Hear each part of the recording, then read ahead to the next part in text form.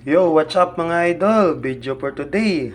Magluluto tayo ng dinuguan. Yan mga idol, yung gamit natin, laman loob ng baboy. Nandito na lahat yan, yung puso at ibaga, yung bituka, yan na hiwa-hiwa na rin natin at napakuluan yan para mabilis lumambot o mabilis maluto. Siyempre yan yung dugo, yung ingredients natin, panglutong bahay lang yan mga idol para masarap. Yan. So, let's go mga idol. Lulutuin na natin to para may ulam tayo for lunch. Let's go!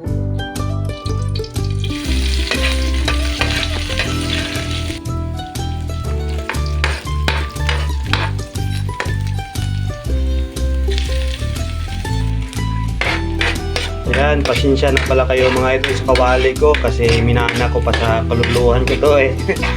Antik na to kaya ganyan yung itsura. Hindi na rin yan mapaputi pero 100% naman na malinis yan syempre. Magkikisa muna tayo ng mga sahog niya.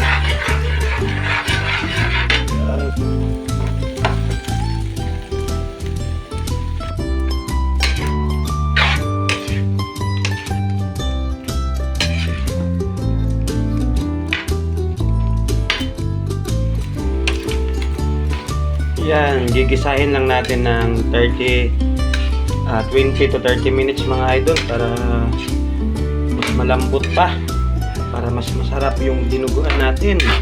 Yan. Bali anuhin natin siya sa sarili niyang katas para lumabas yung original na lasa.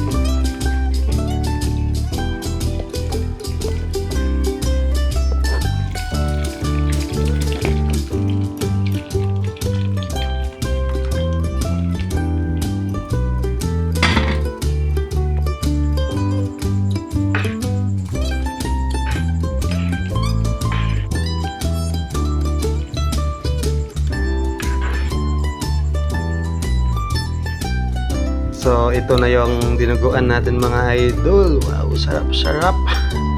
Yan, medyo mainit pa. Siyempre, tayo yung unang titikim. Yan mga idol.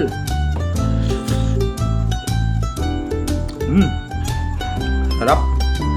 So, gusto ko lang pasalamatan at i-greet ng happy birthday si Mami Mardy Bantaran. Bale, siya yung nagbigay sa atin nito mga idol. Kaninang 5 AM ko to kinuha kasi nagpalit yun. Binigay sa akin yung mga laman loob kaya may dinuguan tayo. So thank you mami. Happy birthday. Enjoy your day. Good health and more blessing sa iyo at sa pamilya mo. So thank you mami sa dinuguan. May ulam na, may pulutan pa. So thank you mami. Happy birthday.